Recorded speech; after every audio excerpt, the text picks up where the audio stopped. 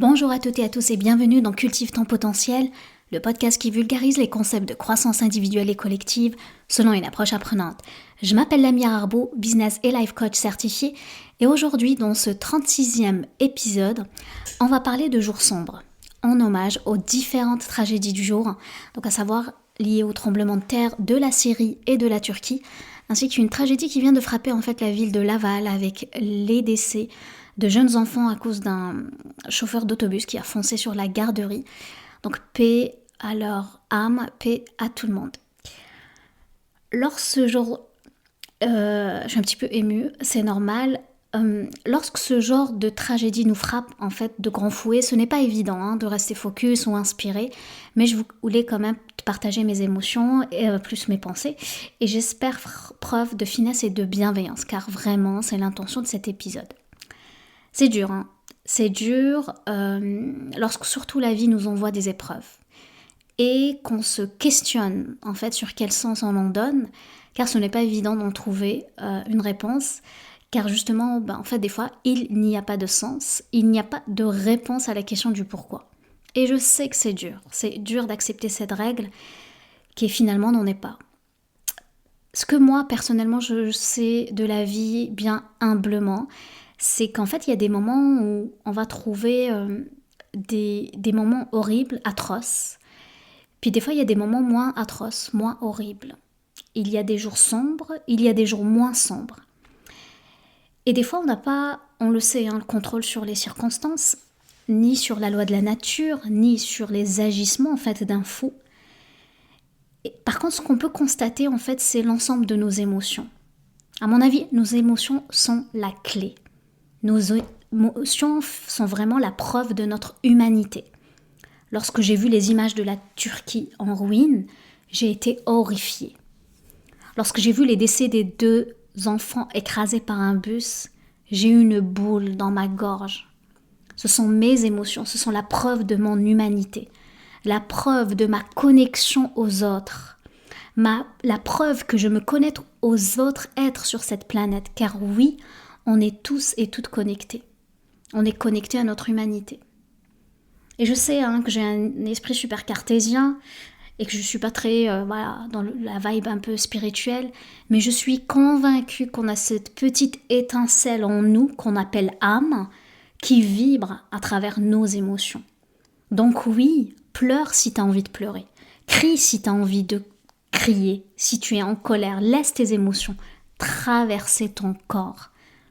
Telle une vague qui va traverser ton corps, plus l'émotion est intense, plus la vague est haute. Et des fois, oui, tu vas tomber, car la vague va te faire tomber, mais tu vas te relever. Après, la vague va se calmer, elle va s'apaiser, elle va même s'aplatir. Et là, qu'est-ce que tu vas faire ?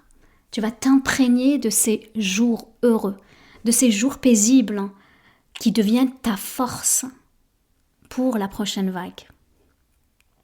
Oui, toutes les émotions, même les plus désagréables, on peut dire que oui, il y a des émotions quand même désagréables, en fait, sont une partie importante de l'expérience humaine. La science d'ailleurs a montré qu'il existe à peu près 7 systèmes émotionnels dans le cerveau, qui entraînent à la fois des émotions primaires, ce que j'entends par émotions primaires, c'est le bonheur, la surprise, la peur, la tristesse, la colère, le dégoût. Et après, il y a les émotions secondaires. Si, exemple, j'ai honte de me sentir en colère, moi, je les appelle aussi les émotions popcorn.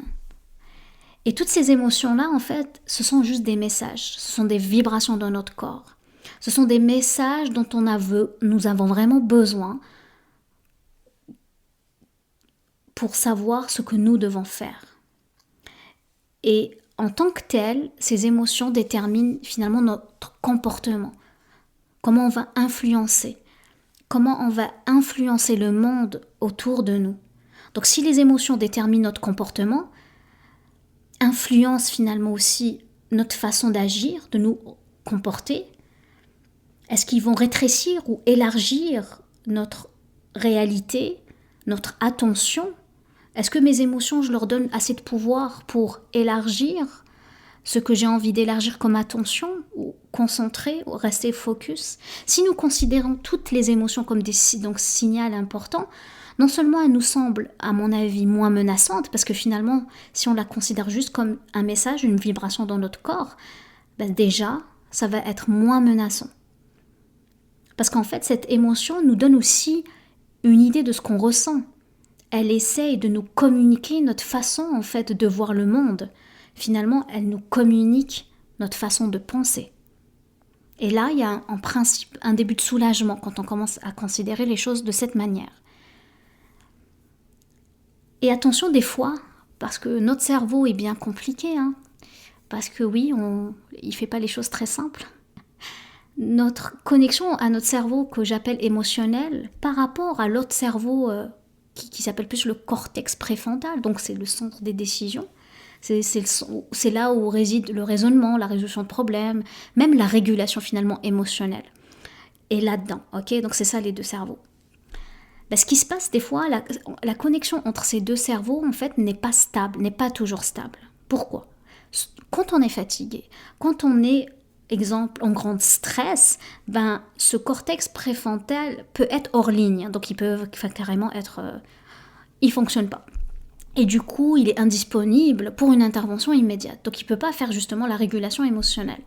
Et en conséquence, en fait, qu'est-ce qu'il faut faire ? Il faut travailler dur pour identifier, commencer à gérer nos émotions et faire la part des choses. Et de se dire, ok, pour ne plus sentir submergé, épuisé, saturé, qu'est-ce qu'il faut faire ? C'est apprendre à faire des pauses, oui. Apprendre à faire des pauses et à respirer, à se demander, qu'est-ce que je ressens ?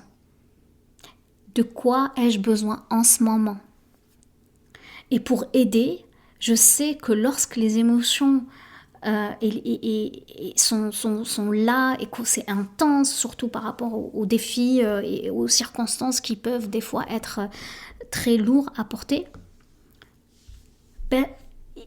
à mon avis, la clé aussi c'est la persévérance de faire cet exercice-là. Parce que des fois ce qui se passe c'est qu'on veut se dire mais nous on n'a pas besoin de faire ça. Et d'un autre côté, personne ne nous a appris surtout à faire ça. Du coup, ce qui se passe, c'est qu'on veut bloquer nos émotions. Mais oui, on fait ce qu'on appelle la fuite. On ne veut pas ressentir la colère. On ne veut pas ressentir cette boule-là dans la gorge. Ah non, je ne veux plus la ressentir. Donc, qu'est-ce qu'on fait ? On bloque nos émotions. Mais ce qui se passe, c'est que nos cerveaux, il va bloquer tout. Parce qu'on ne peut pas bloquer juste les aspects négatifs. Notre cerveau va commencer aussi à bloquer les aspects les plus positifs de l'expérience. D'accord ?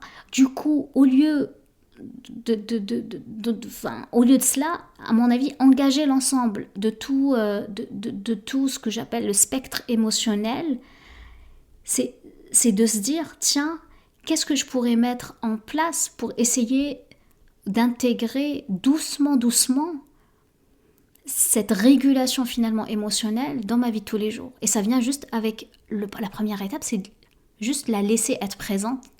Se dire, tiens, s'il y a des tragédies, je suis pas ok avec ça. Et c'est normal, j'ai pas envie aujourd'hui d'être heureuse, d'être épanouie, ou de se dire, tiens, je vais être fière de moi, pour ma propre réalisation. J'ai pas envie d'être égoïste et de penser qu'à la mienne. J'ai envie de me connecter aux douleurs des parents, aux douleurs des familles qui ont perdu leurs proches.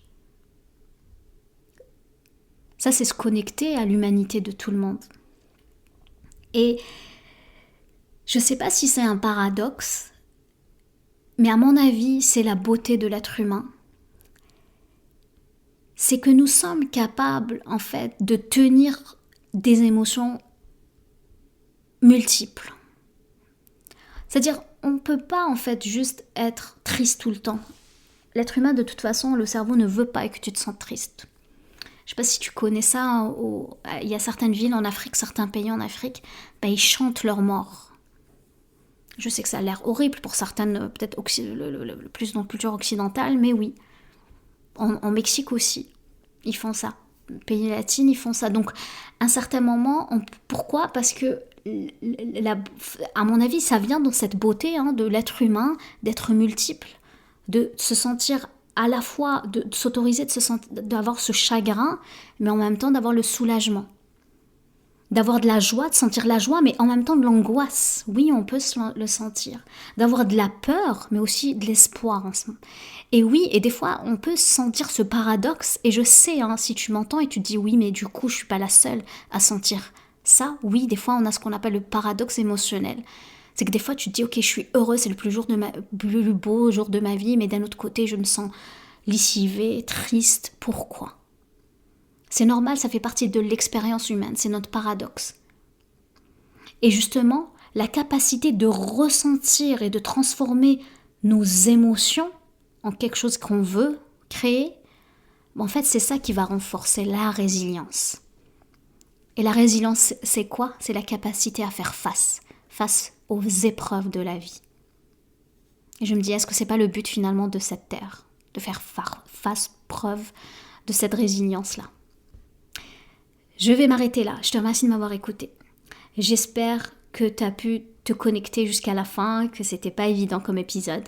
Mais merci de rester à la fin. Je te laisse cultiver ces graines. Prends soin de toi.